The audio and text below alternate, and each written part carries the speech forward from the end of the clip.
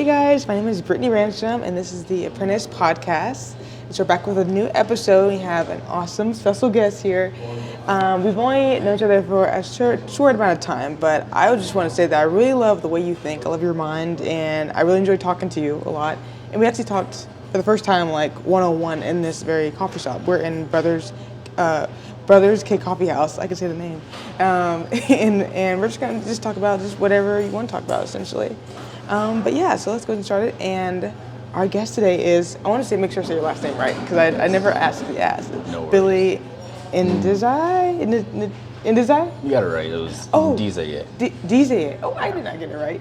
You were close enough. Oh, okay. Trust me, I've heard worse. I've heard worse. So say it again. Say it one more time. Ndizeye. Ndizeye. Okay, Yes. Billy Ndizeye. Okay, Yes. Sorry about that. But yes, okay. So I really want people to get to know you and just like what you do and everything in Chicago. So can you give us like a mini introduction and stuff about what you're gonna do?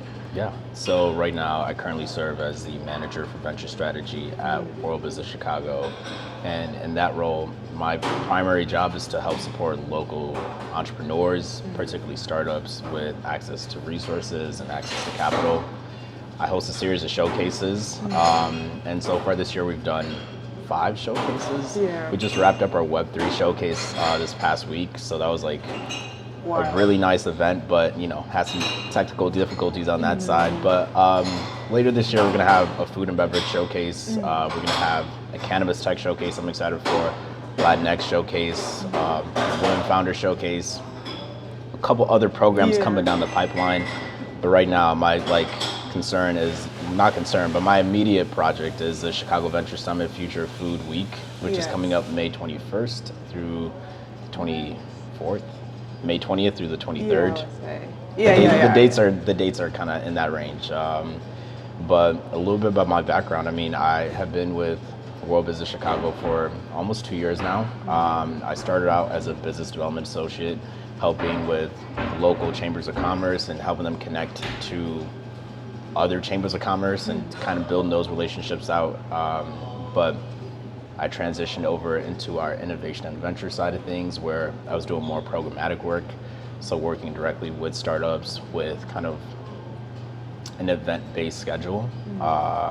But World Business Chicago is the City of Chicago's economic development agency, and they focus on driving forward inclusive economic growth. So it really does a great job of bridging the public and private side, because on the public side, we collaborate with the City of Chicago, but on the private side, there's over 100 corporate partners that sit on our board that also engage us in this work as well too. Yeah. Prior to World Business Chicago, I was a business law student at Western Michigan University, and I moved to Chicago in 2022, and I got the job literally right in sync as I moved. So that was like a smooth transition for me. Wait a minute. So you got your job right when you moved. So you moved first and then you got the job? Yeah. Wait, what was that like? Because it was a little hectic. Yeah. But I think I already had the plan of coming here, and I had already secured a job, but I wasn't too bought into that job yet. It was within a different industry doing something completely different. And I got a call back from World Business Chicago 3 days after I got here, and I was like, yeah, sure, we'll go ahead and interview with the boss. And I always tell people when I got to Chicago, I had no idea how to navigate the city, right? So I turned on my GPS and I thought, oh no, wait a minute. the place was called NBC instead of WBC, right? So first of all, showed up to the wrong location, but I was like, I'm coming early, so I had 20 minutes to meet my interview deadline. Still though. These 20 minutes go by, and I'm like, all right, I'm just gonna get under Lower Wacker and kind of come back out the right way. But when I go under Lower Wacker, I lose my signal and my GPS stops working. See, so I heard so many stories about the Lower Wacker. I don't even want to navigate I that. didn't even know that was a possibility, but I ended up being super late for this interview, like atrociously late. And I'm over here with HR on the phone. I'm like, hey, look, bro, wait a I minute. can't control the situation, but like, can you please just hold the line for me, because I'm on my way. I'm in my car. I got my suit on. I got my resume in my hand. So I was like, we're gonna get this interview over with, but at this point I was like, well, I probably don't have a shot of getting the job. But luckily, it was a really good fit with my skill set and my passions because, back at Western Michigan University, I, studied business like primarily, but I was also engaged in a lot of community development work outside of just my like major. And transitioning to Chicago, I felt like that was a continuation of a lot of the same things that I was engaged in back when I was in school. Yeah. So That's awesome. Wait, and where'd you go to school again? Western Michigan University. Western Michigan. What state is that in? Michigan, and it's right in Kalamazoo, Michigan. Oh, Western Michigan. Duh. Yeah. Okay, I'm so sorry. That's but I guess that like transition, everything, and coming here, and then like, what was that like to be at like whatever job that you were going in the first place to change that? What did you apply for it? Like for World Business Chicago when you came to Chicago, or did you like? No, I had applied for it. I had applied for the role probably maybe a month and a half in advance, and I got 2 interviews with them, and I was like, all right, I'm kind of still waiting for things to play out. But the plan was to be in Chicago by June 12th. Yeah. I had to be in Chicago by June 12th because that was the start date for my other job, and I was like, all right, I gotta be here. But I'm gonna keep my options open because new to the city, I wasn't quite sure whether or not I should do one direction or another direction. But luckily things did work out in the end. I mean, like, I talked to my mentors. I had a small network of support, but it was support nonetheless. And overall, I've just been engaged in the work for the, almost the last 2 years, and it's been growing me and stretching me a lot, but also teaching me a lot too. Oh, good. And I do want to ask you about that whole network in general, just building that, what that looks like. But you kind of just left us in suspense there with the whole.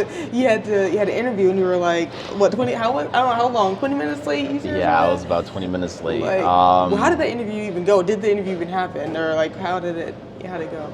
So it was interesting because I did the best parallel parking job I've ever done in my life. Right? I pulled up late, sweaty in a suit, and I'm like, okay, I got to parallel park, and I got to get on the first try. So I parallel park, or hop out the car, and I'm running up, to meet the HR lady, and she's gonna help, foster me upstairs into the building.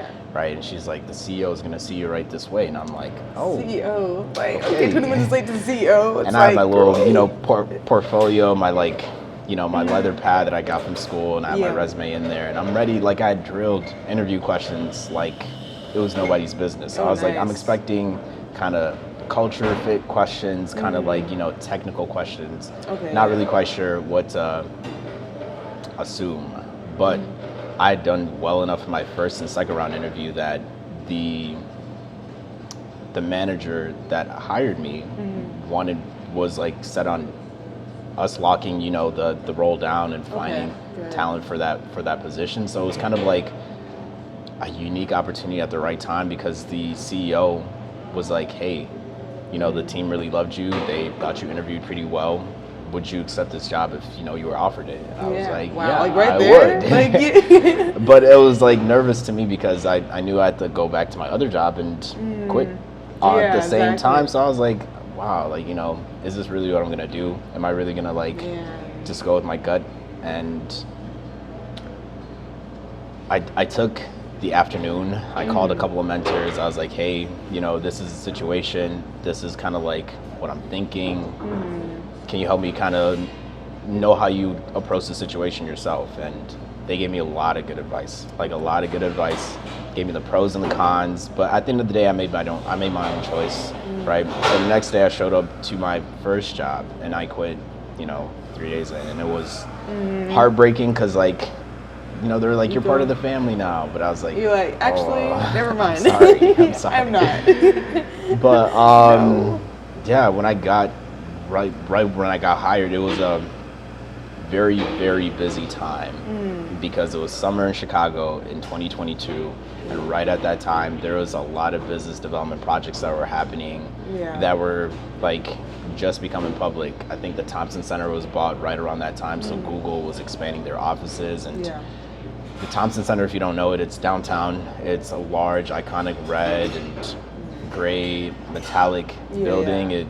kind of jets out and has all these unique features, and Google's scheduled to move in there in 2025, but that was like the first introduction that I had to what type of work we would be doing. Yeah. And I was like, I just saw that on the news. Like, Yeah. you mean exactly. we're working with? That's like big to go into, yeah. Yeah, I was like, whoa. I didn't know. There's a lot of team members that I was working with that were crucial in like helping land that project here. So with that, just kind of kicked off a very hectic summer of just not only learning what economic development looked like, what the theories for change were, but also just how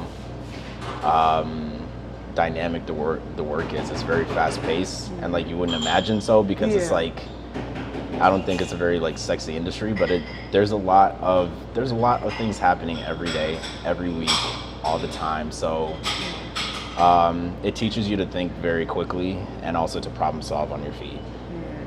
Okay, snap. You said a lot right there. But I do want to slow down just a little bit and everything, and talk just a little bit about like, in that sense, I feel like something that a lot of people I feel like are still working to maintain. Even myself, a lot of people like, especially our age, because we're like the same age for now. I guess you turn 25 this Friday. Hey, birthday! Love to see it. But just like really, I know you said you had a network, but also like just trusting yourself in that sense of being able to like, this is the right decision for me. Even though you were coming and moving into basically like what you got the interview was 3 days before you were about to go into like the job that you were going there for. What is it like, I guess, from your perspective of like building that network of mentors, and then from then on trusting yourself and everything and having your own mind in that sense?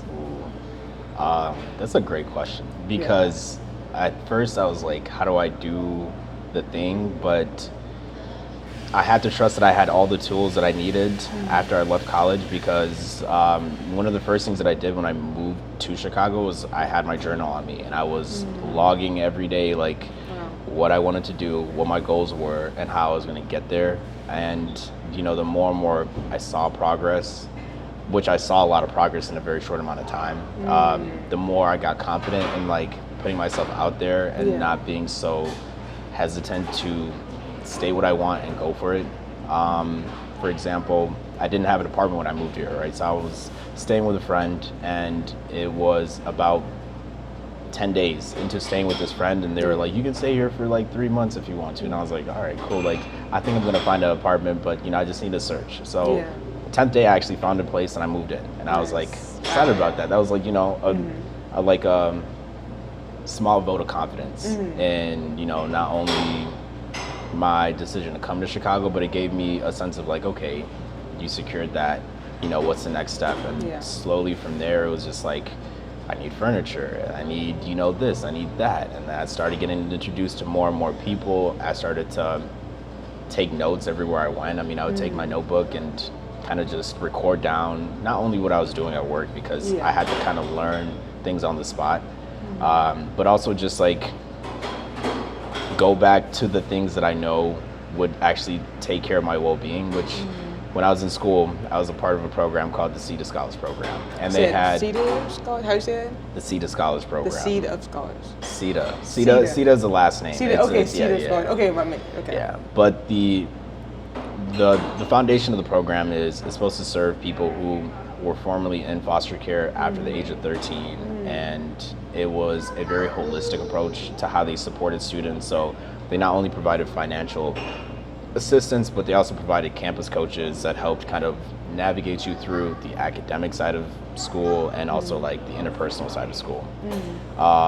One of the things that they taught us during our time, because we had a lot of programs that prepared us for graduation, was the 8 life domain framework, 7 life domain framework. It was just a framework to think about holistic health in like a very categorical way, and kind of like, you start to piece together the pieces that you need in order to feel well, right? Yeah. Not just to like not feel bad, but like actually feel well. So part of it was, you got to take care of your finances. You have to take care of your mental health, your physical health. You have to take care of your social needs. So socializing and thinking about expanding your network, getting outside of your comfort zone. But then there are other things like your spiritual health and your I wish I could pull up the framework right now. No, you're good. You're good. But yeah.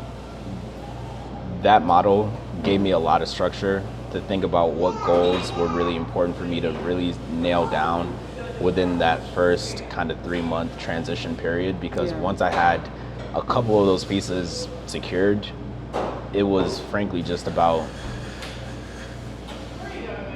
using that momentum to just continue forward and say like, okay, if you can do this, you can do this. If you can do this, you can do this. And over time, I mean, I just got to relax and enjoy the process, because I mean, I had plans that didn't go exactly as according, like, you know, as I wanted them to, but I learned a lot by not being so inflexible. Yeah. Okay. Yeah. That's really good. That's really good.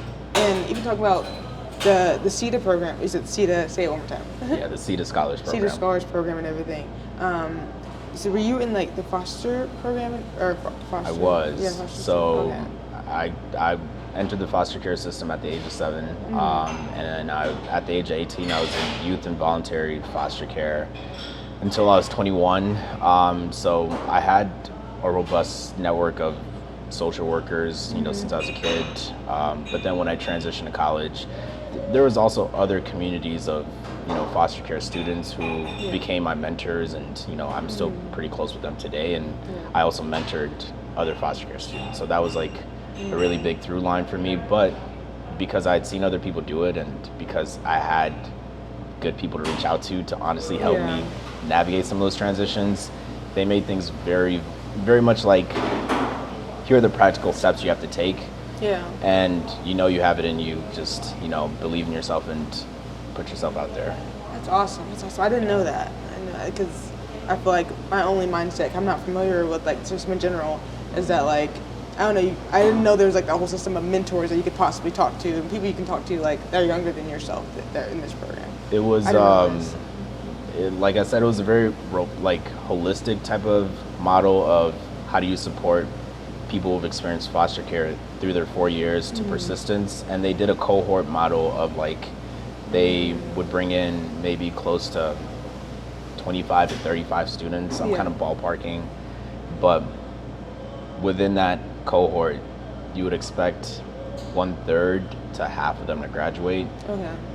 But the thing is, like, many of these people shared a lot of different stories that mirrored something like mine, and, you know, had very drastic differences from mine too. But like, their stories, their determination, their kind of resilience through their struggles, and the way they navigated post-college gave me a lot more confidence to know that like, you don't have to have it all figured out. You just have to, you know, believe in yourself and know that even if foster care might shape you, doesn't define you. I love that. I love that. I didn't know that about you, but I thank you for sharing. I won't make you go like too deep in everything, but like, I thank you for sharing that.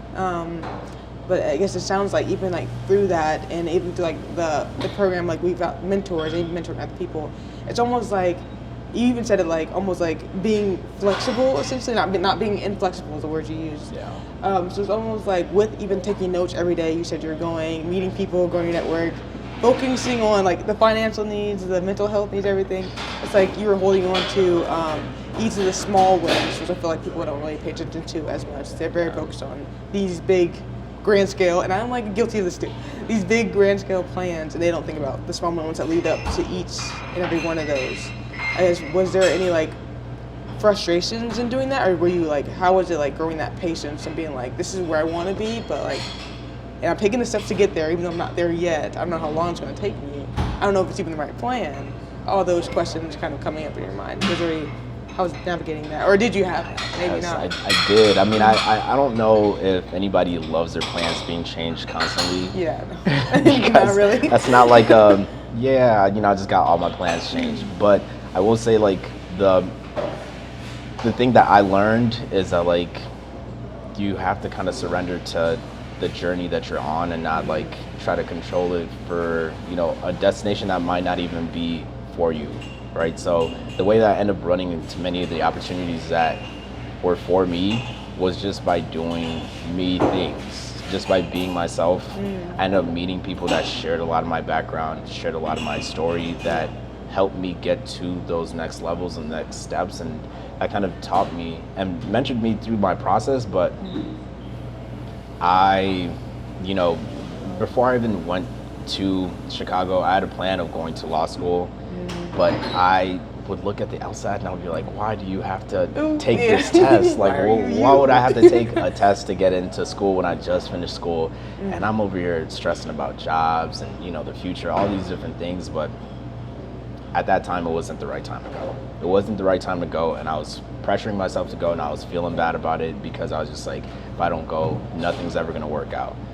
But there's many ways to get to where you want to go, but the most authentic thing that I honestly believe is like you have to trust that you're on the right path. One, so like believe that you've done the work to get to where you want to go. But then two, it's also being able to take the steps to share your journey, share your passion, share your interests, and have other people meet you halfway. Because it wasn't like I was plotting out moves to make. It was more just like I was doing things that genuinely excited me, and they were opening up opportunities for me as I was moving along that journey. Wow, snap. So it's almost like you're peeling back the, like even like from like choosing to not even go to law school to do so like could go a different path. They're kind of peeling back like what do you really want out of this? What do you really want out of life in general, out of your career? Yeah. Oh, I forgot what I was going to say after that. Sorry. I think let me see if I can remember it really quick.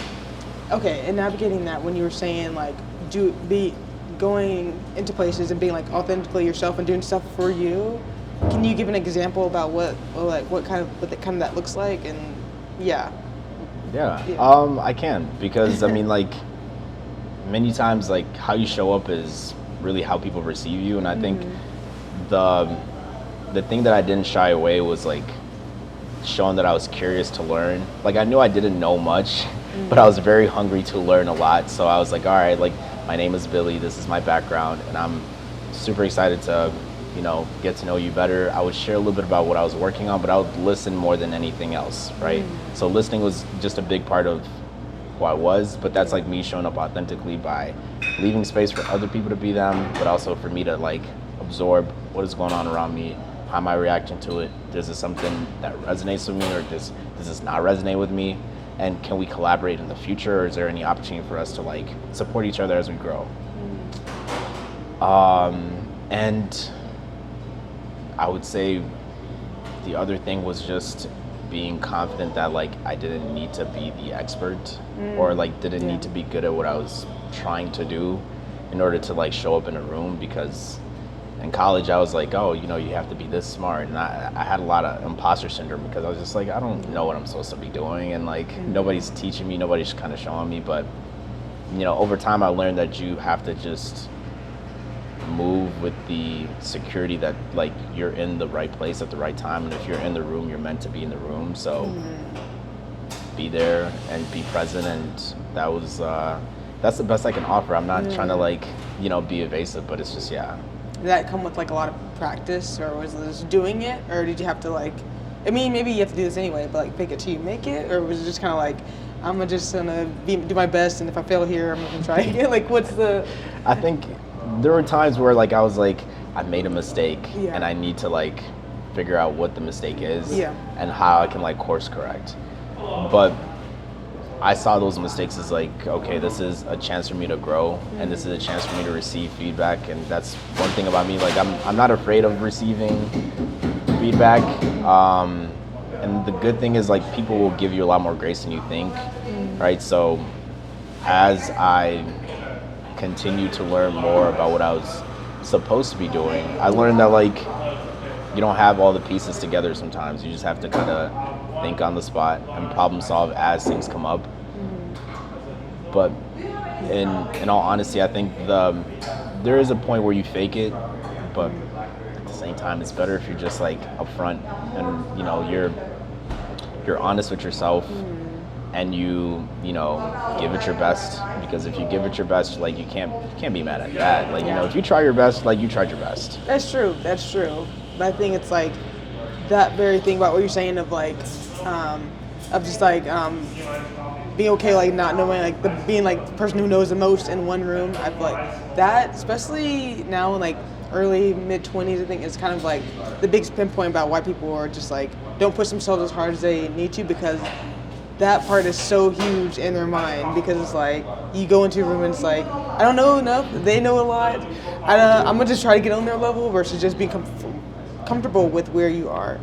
And I don't know, I feel like that stops a lot of people, but it sounds like you're able to be able to be in that early and be able to like train yourself in that, essentially, or you're not even like train yourself, but like mix between that plus finding the mentors and everything. Does that just kind of sound about right? Yeah, I mean, at the, like I think the other part of it too is like you have to learn how to speak the language of like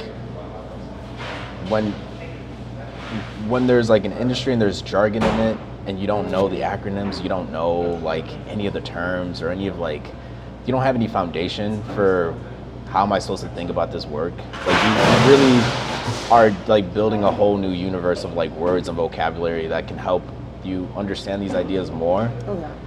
But I ask questions. I ask questions every day. Even now, I still ask questions when I'm confused, and like I have no fear of asking questions because if I have the question, I really want the answer. Okay. But like the honest truth is, I probably ask a lot of simple questions like, hey, what does this mean? Can you explain to me this? Can you explain to me that? But in doing so, other people have those questions. Like it's like when you're in school and people tell you, if you have the question, somebody else does. It definitely it happens. Even people that you think know it all. Yeah. They have questions too. And the good thing is like you learn that there are things that like you have to know. There are things that are nice to know, but you don't have to know everything. Like you don't have to be a know-it-all. You don't have to be, the smartest person in the room. You just have to like show up for the work, as it comes, but then also be able to adapt and learn, because I mean, as we've seen, even in the past like 2 years, things have switched a lot. We've learned so much from just the COVID-19 pandemic. We've learned so much from all the different transitions that we've experienced, and there's still more to learn. Even if, it might seem like the world is never going to change, there's still more to learn. Once again, I'm sensing a pattern, like being able to like, with even the taking notes to how you're learning and asking questions, just like being comfortable with that, the very next step versus like the big overall hierarchy like part of things and everything. You just pay attention to that next step and going forward. And that's essentially why like you're here, well, at least let me know if I'm wrong, but like to why you've gotten this far, I think mentally and professionally and everything. So if that's right, that sounds about right. I mean, I think you have to have a sense of where the end goal is. Like, why do you do the work? What's in it for you? Like, how do you justify showing up for the work every day? Because not every day looks alike.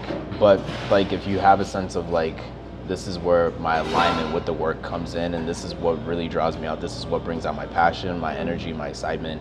This is the part of the work that drives me forward. Like, you find it very easy to just excel because you're kind of let loose to explore and take things as far as you want. So not being afraid of like going deeper and learning more.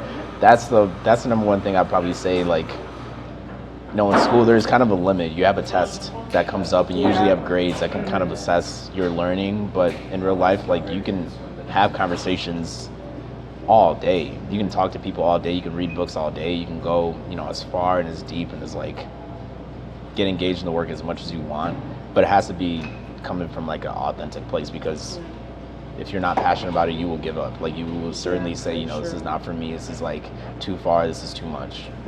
No, you're absolutely right. Absolutely right. Nice. I guess, what is I know you kind of hinted at it a little bit already, but like, well, two questions, I guess. How do you think like what you've learned like in that process is translated over to now doing like the work that you do, and why do you do the work that you do? I know that's like a lot, but let's, I guess, start wherever you want to start, I guess, essentially. But essentially, I just want to get a sense of the foundation behind like why you do what you do, and like just seeing how that translates to now. I think this is a great question. So I'll start with why I do what I do, and then try to answer like what I do, because maybe it'll make more sense that way. So why I do what I do, I mean, it's because I do believe in the mission of driving forward inclusive economic growth. I mean, when you look at Chicago and its history and its culture and its people, its food, its interests, like, people want to be here.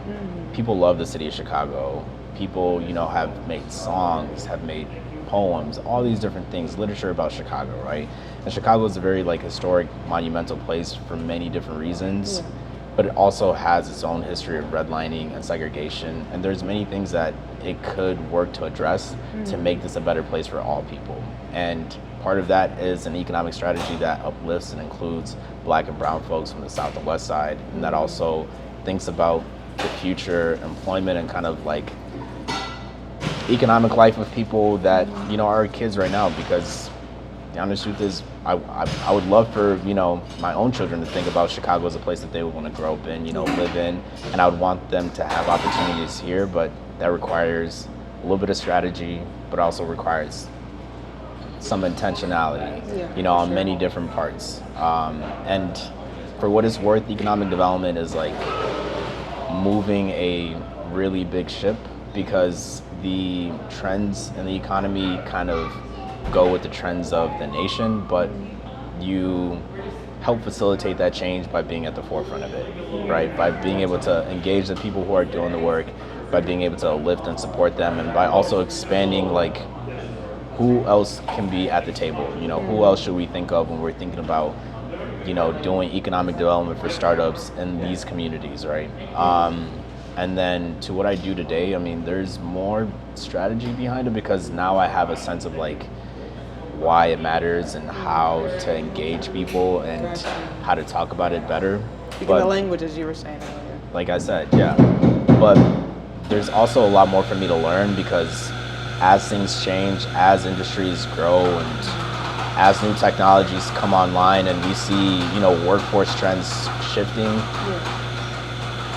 there will be responses from the community. And I think you can't really look at it as like one person's in charge of doing all this work. It's more of like you have to work collaboratively. You have to talk to communities that you're engaging. You have to get, you know, your local leaders engaged, and you also have to think about your business and civic life and how they're part of the solution and how they can all collaborate so that we all make things better for each other. That's the general thesis. Oh, wow, that's good. Yeah. That's good. I guess in going aiming towards this goal, like how has that collaboration process been, balancing all these different voices that are at the table or coming to the table? Like, how has that experience been for you guys this past few years? Or like, is it still changing? Is it? I mean, it's learning. I mean, like you talk to people, and like I think what I've learned is that like you have to listen to what people are really saying. Like I'm not even trying to like be corny or cheesy, but like you really have to listen to the feedback that people give you, because it will help you direct how to co-develop these solutions together. Because there is not like a, hey, we have a solution and we're just going to make the solution without considering anybody else, because everybody affects everybody, right? That's kind of like the nature of just living in a community. But that co-development model where you have plans, but you're flexible and changing those plans depending on how people react and, you know, give feedback to it, that is a really, really critical piece of it, because you want it to work for everyone. And so you need multiple different inputs, and because of that, it takes a very long time to make a solution sustainable, right? Solutions can be made up overnight, but like to make it really sustainable, you have to get so much buy-in, you have to get a lot of seats at the table, you have to do so much feedback. But that process, if done right, if done consistently, and if done with the intention of thinking about the people you're building for and building with them, results in very beautiful projects. I mean, like it results in like people really feeling like they're part of the community that they're living in. Yeah, that's awesome. I think in creating those, like, are you able to sense when a project that you're working on, well, I don't know, you don't have to say it, maybe you can say it in a different way, but to say, well, maybe you don't have to answer it. Let me know if you can answer this. If the project that you're working on is kind of like inauthentic in a way to like what people are really aiming for, like you're able to sense that in a way, or is it like a way that it's structured, or like the voices that are being implemented, if that makes sense? is there a way to know that like, because I guess essentially like when it comes like to creating a project, that's something that I kind of like recognize a little bit, because then like in school now for design, you kind of realize like designing, you can have a solution in your head and create it and everything, but like if it doesn't really solve a problem for real people that go through their real lives, it's like they're not going to accept it. It's not going to go far at all. Yeah. So it's like, is there any like early signs that you know this is like not a reflection of the people it's trying to serve, like a project or anything like that? Or have you experienced like a failed project where you're just like, well, now looking back, I don't know. I'll talk about like maybe a common term in startups that kind of helps me answer this question, which is either pivot or persevere. Like, I don't think that there's any failed projects. It's just you get more feedback and you iterate and you decide that you're gonna either pivot or persevere. And basically pivoting just means that you change direction based on the feedback that you're getting. And if you persevere, then you truly believe that this might be a core feature of the product or of whatever the program is. And so you want to really see it out and like, you know, see if there's more feedback that you can gain to see if there really is value there. But that's how I would best answer that question. I mean, like, there is situations where people have to pivot, right? Like the whatever we wanted to do now is just not possible, or you know, the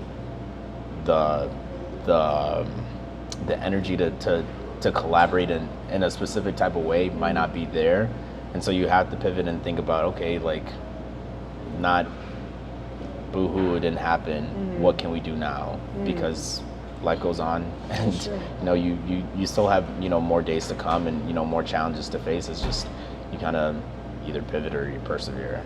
Gotcha. Awesome. Thank you. I want to make sure we're on time. We have 5 minutes. Okay, make sure. Okay, so I do want to go back a little bit, just make sure time and everything, which let me know if you want to talk about anything else specifically.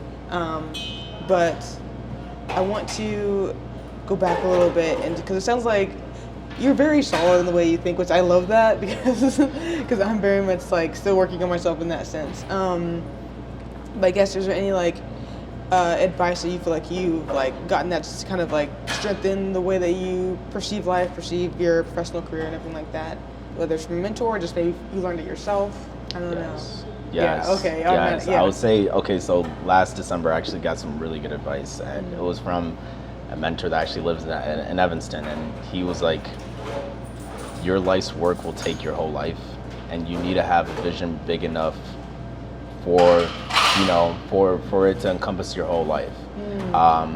And the way that landed for me was that, like, it doesn't matter how fast or how slow you go, the work that is meant for you to do is still going to be there, you know, when you come back to it. But it will take your whole lifetime to kind of see it through, and not to kind of be caught up in the day-to-day, you know, like, oh, this went well, this didn't go well. But to really think about, okay, long term, where do I really want to end up? Like, for me, I'm thinking more like 10, 15 years. But, you know, on a day-to-day, like, it might be hard to lose sight of like where that 10, 15 year mark is. But if I kind of keep that as a North Star and be like, 10, 15 years, I hope that there's this type of like ecosystem. I hope that we have this type of collaboration. I hope that we have this type of solutions in place. That gives me a sense that there's momentum and progress in the work that I'm doing, and I don't have to measure it like on a quarter by quarter basis.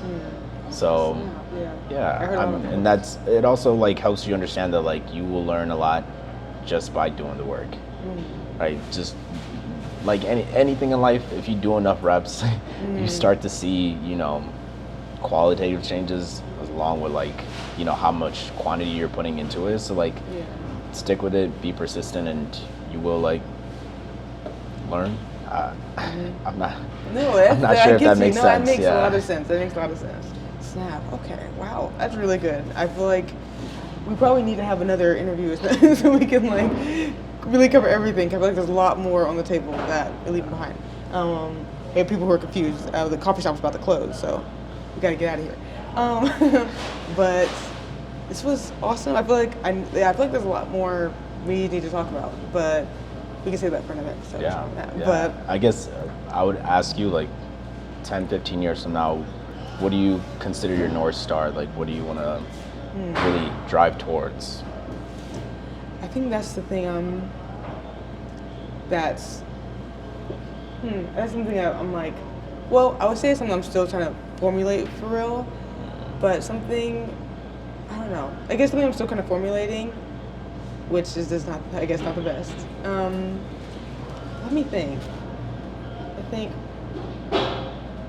essentially, well, something that I feel like has been consistent is, for me, myself, I feel like I've like considered myself as like, I can do one thing and I'm just going to go straight towards that. For me, it was engineering. Kind of had like that thought when I was younger, like I'm gonna be an engineer, and I was going straight into that. Yeah. And it wasn't until like my senior year in high school where I started thinking about like architecture and everything, and I was like, okay, architecture is cool. At first, I made fun of architecture. I was like, oh yeah, artsy, oh. But then I was like, I just love the humanity behind architecture, and that it was actually a reflection of people themselves. And I want to kind of see like, oh, can engineering and architecture mix together?